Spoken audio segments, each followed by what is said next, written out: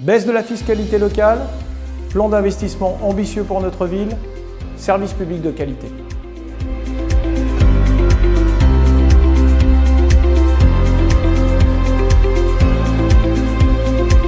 Eh bien pour 2018, nous continuons la stratégie fiscale initiée en 2017, puisqu'après une baisse de 5% du taux de taxe d'habitation 2017, eh bien nous allons appliquer une nouvelle baisse de l'ordre de 3% du taux de la taxe d'habitation sur 2018.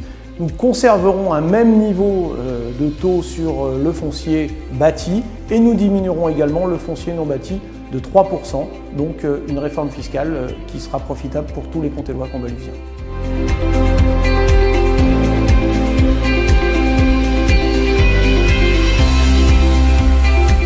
Alors effectivement, à Pont-au-Combo et au niveau local, l'impôt est en baisse.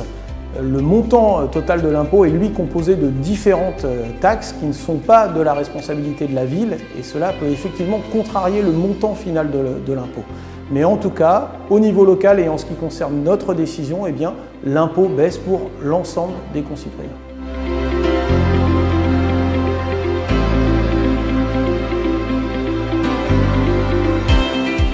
Alors non, notre réforme est tout à fait légitime puisque la disparition de la taxe d'habitation liée à la réforme d'État prendra plusieurs années.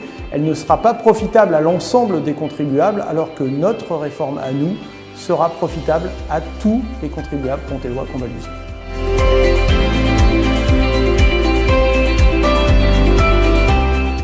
Alors oui, effectivement, notre budget responsable depuis plusieurs exercices fait que nous constatons aujourd'hui une baisse de notre niveau d'endettement.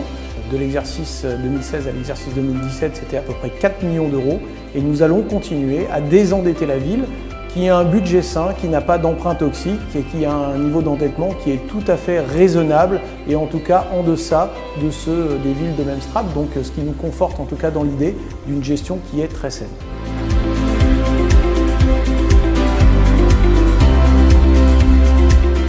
Oui, un champ de contraintes de plus en plus fort pour les collectivités locales avec des transferts de compétences de l'État vers les villes. C'était déjà le cas pour les passeports numériques. Ça l'est aujourd'hui dans le cadre de la réalisation des PACS qui étaient opérés avant par les notaires ou par les tribunaux, qui se font aujourd'hui au sein de la collectivité, mais sans transfert de recettes pour le faire, donc en pression pour nos budgets. Et puis une baisse constante des dotations d'État vers les villes, puisque Pont-au-Combo a perdu depuis 2014 plus de 2,7 millions d'euros de dotations d'État.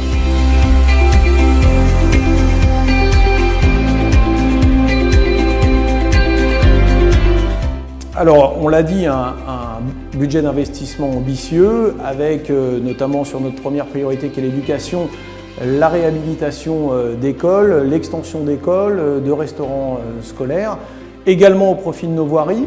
On le voit, des voiries qui aujourd'hui nécessitent un gros investissement. Là aussi, plus de 4 millions d'euros seront consacrés à nos voiries.